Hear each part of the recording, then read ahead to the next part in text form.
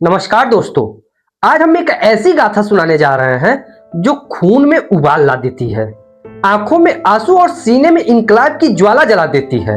ये कहानी है तीन युवाओं की जिन्होंने सिर्फ 23-24 साल की उम्र में ब्रिटिश साम्राज्य को चुनौती दे दी, फांसी को हंसकर गले लगाया और अमर हो गए। जी हाँ, 23 से 24 साल की उम्र में ब्रिटिश साम्राज्य के नाक में दम कर दिया, नाकों चने चबवा दिए और फांसी को हंसकर गले लगाया और बन गए भारत के अमर। यह है शहीद ए आजाद भगत सिंह, शहीद सुखदेव थापर और शहीद शिवराम राजगुरु। 23 मार्च 1931 लाहौर सेंट्रल जेल। रात के अंधेरे में तीन युवा चिल्लाते हुए गए, चिल्लाते हुए क्या गए? इनकलाब जिंदाबाद। 23 मार्च 1931 लाहौर सेंट्रल जेल।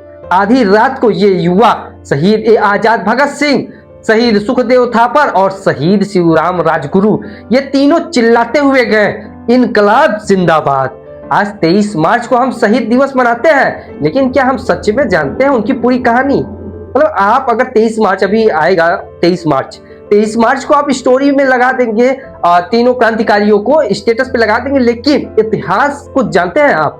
क्या इतिहास जानने की क्षमता है आपके अंदर? आज हम जन्म से लेकर शहादत तक हर मोड़ पर साथ चलेंगे, तो क्या आप तैयार हैं? तो चलिए शुरू करते हैं इन क्रांतिकारियों की इतिहास। सबसे पहले बात करते हैं भगत सिंह की। जन्म 27-28 सितंबर 1907, बंगा गांव लायलपुर जो अब पाकिस्तान में है। पिता सरदार किशन सिंह और माता विद्यावती कौर। परिवार क्रांतिकारी था, मतलब भगत सिंह ही नहीं, उनका परिवार जो मतलब कहते हैं पीढ़ी दर पीढ़ी चली आ रही है, सब क्रांतिकारी थे। चाचा अजीत सिंह और स्वर्ण सिंह जेल में थे। परिवार क्रांतिकारियों से भरा हुआ था। चाचा अजीत सिंह और स्वर्ण सिंह जेल में थे। जब भगत सिंह का जन्म हुआ था तब उनके पिताजी जेल से रिहा हुए थे। बचपन से ही देशभक्ति खून में समाई हुई थी। भगत सिंह बचपन से ही देश के लिए वो करने की चाह थी, उनके खून में वो उबाल थी कि ब्रिटिश को मार भगाए। 1919 में सिर्फ 12 साल की उम्र में जलियांवाला बाग हत्याकांड देखा। भगत सिंह सिर्फ 12 साल की उम्र में जलियांवाला बाग 1919 में जो हुआ था वो हत्याकांड देखा।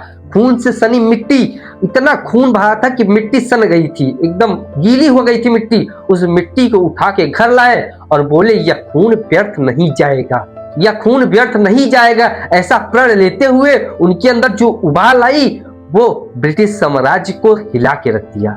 वहीं बात करें सुखदेव थापर की। जन्म 15 मई 1907 लुधियाना पंजाब। धनी परिवार लेकिन मन में आग था। परिवार काफी धनी था लेकिन मन में जो देश के प्रति आग था। बचपन से ही विचारक, प्लानर, HSRA में देहाती नाम से मशहूर भगत सिंह के सबसे करीबी साथी थे। भगत सिंह के सबसे करीबी साथी सुखदेव थापर, जिनका जन्म 15 मई 1907 लुधियाना पंजाब में हुआ था। और शिवराम राजगुरु की बात करें 24 अगस्त 1907 खेड़ा, जो पूरे महाराष्ट्र में है। ब्राह्मण परिवार में जन्म लेते हैं। राजगुरु बचपन से ही निशानेबाज थे, मतलब बचपन से उनको निशानेबाजी का शौक था। वाराणसी में पढ़ाई किया, जो कि काशी विश्वनाथ के नाम से जाना जाता है। वाराणसी से उन्होंने पढ़ाई किया। पढ़ाई के दौरान क्रांतिकारियों से जुड़े, तीन अलग अलग जगहों से, लेकिन एक मकसद। ये तीनों क्रांतिकारी अलग अलग जगहों से, अलग अलग नाम से, अलग अलग परिवार से, अलग अलग जगह पढ़े हुए, अलग अलग महीनों में जन्म लिए, लेकिन आते हैं सबका मकसद एक ही रहता है। भारत के प्रति जो उबाल थी ब्रिटिश को भगाने की, वो इन तीनों के अंदर देखी गई। ये तीनों क्रांतिकारियों के अंदर देखी गई। 1921 में भगत सिंह ने नेशनल कांग्रेस लाहौर ज्वाइन किया। 1919 में जलियांवाला हत्याकांड देखा भगत सिंह ने। 1921 यानी 2 साल बाद भगत सिंह ने नेशनल कांग्रेस लाहौर ज्वाइन किया, जो कि लाला लाजपत राय ने शुरू किया था, गांधी जी के असहयोग से प्रस्तावित, लेकिन जल्द ही समझा कि सत्याग्रह से काम नहीं चलेगा। 1924 में यानी कि 3 साल बाद 1921 में लाहौर ज्वाइन किया। भगत सिंह ने 1924 में कॉलेज छोड़ा। 1921 में नेशनल कांग्रेस लाहौर ज्वाइन किया था। 1924 3 साल बाद उन्होंने कॉलेज छोड़ा और उसके बाद नौजवान भारत सभा बनाई। ये उनका एक बनाया हुआ सभा जो 1928 में हिंदुस्तान सोशलिस्ट रिपब्लिक एसोसिएशन यानी HSRA बनी। चंद्रशेखर आजाद, भगत सिंह, सुखदेव, राजगुरु मुख्य सदस्य थे। सोशलिज्म, क्रांति, आजादी, ये उनका मंत्र था। 17 नवंबर 1928 यानी कि 4 साल बाद, जब स्कूल छोड़ा भगत सिंह ने, 4 साल बाद लाला लाजपत राय की पुलिस लाठीचार्ज में मौत हो गई। 17 नवंबर 1928, 1924 में भगत सिंह ने कॉलेज छोड़ा था, यानी अपनी पढ़ाई छोड़ दी थी। 17 नवंबर 1928 में लाला लाजपत राय की पुलिस लाठीचार्ज से मौत हो गई। तीनों ने कसम खाई, यानी तीनों क्रांतिकारियों ने, भगत सिंह, सुखदेव थापर और राजगुरु ने कसम खाई कि बदला लेंगे और टारगेट लिया पुलिस सुपरिटेंडेंट जेम्स स्कॉट को। लेकिन गलती से जेपी सैंडर्स मारा गया। टारगेट पे कोई और था, लेकिन गलती से जेपी सैंडर्स मारा गया। 17 दिसंबर 1928 में लाहौर में सैंडर्स पर हमला किया गया। राजगुरु ने गोली मारी थी। राजगुरु ने सैंडर्स को सीधे गोली मारी थी। भगत सिंह साथ दिए। उस वक्त भगत सिंह उनके साथ खड़े थे, जो काफी करीबी थे, लेकिन भगत सिंह के अंदर जो उबाल थी, सैंडर्स मर गया था, लेकिन भगत सिंह ने फिर भी गोली मारी। पोस्टर चिपकाए, लाला जी का मौत का बदला लिया गया। उन्होंने इस बाकायदा पोस्टर चिपकाया। भगत सिंह ने एक पोस्टर चिपकाया बाकायदा, उसमें लिखा गया कि लाला लाजपत राय जी का मौत का बदला लिया गया। भगत सिंह ने ब्रिटिश पुलिस को चैलेंज किया, पकड़ो हमें अगर हिम्मत है। उन्होंने चैलेंज सीधे किया ब्रिटिश पुलिस को, ब्रिटिश कानून को, ब्रिटिश के बनाए गए कानून को सीधे चैलेंज किया, सीधे दावा किया कि पकड़ो, अगर तुम्हारे अंदर हिम्मत है हमें पकड़ के दिखाओ, हमें तीनों को पकड़ के दिखाओ। 8 अप्रैल 1929 में दिल्ली सेंट्रल असेंबली में भगत सिंह और बटुकेश्वर दत्त ने बम फेंके। बम कम पावर वाले थे, यानी कि जो बम फेंके थे वो कम पावर वाले थे, सिर्फ आवाज और धुएं के लिए, लेकिन किसी की मौत नहीं हुई। उनका मकसद यही था कि ये बम बस उनको डराया जाए और आवाज से गूंजा जाए, किसी की मौत ना हो, धुआं काफी हो, डर का माहौल हो, ब्रिटिश साम्राज्य हिल जाए। पर्चे बांटे गए, इनकलाब जिंदाबाद, और पर्चे बांटे गए। बम के धमाके के बाद पर्चे बांटे गए, इनकलाब जिंदाबाद। उसमें लिखा था, सुन लो दुनिया वालों, हमारी आवाज दब नहीं सकती। उस पर्चे में बाकायदा उन्होंने लिखा था, एकदम खून के उबाल के साथ लिखा था, सुन लो दुनिया वालों, अब हमारी आवाज दब नहीं सकती। अब हम ब्रिटिश कानून को भगा खेदेंगे, यहाँ से मार खेदेंगे, इनका कानून नहीं चलने वाला है। जब लाला लाजपत राय की मौत हुई थी, इनके पुलिस के बनाए गए कानून को, इनका खून ऐसे उबला गया था। जलियांवाला बाग 1919 में जिस समय सनी हुई, खून से सनी हुई मिट्टी घर लाए थे, तभी प्रण लिए थे इस ब्रिटिश साम्राज्य को भगा खेदेंगे। और पर्चे पे इनकलाब जिंदाबाद, सुन लो दुनिया वालों, अब हमारी आवाज दब नहीं सकती। ये पर्चों के बाद दोनों ने भागा नहीं, खुद को गिरफ्तार कराया। उन्होंने ये पर्चा देने के बाद, ये साफ साफ लिखने के बाद, बम फेंकने के बाद वो वहां से भागे नहीं, उन्होंने खुद की गिरफ्तारी कराई कि ये लो, तुम्हारे अंदर हिम्मत नहीं, हम खुद को गिरफ्तार करते हैं, हम खुद को सरेंडर करते हैं, तुम क्या हमें पकड़ोगे।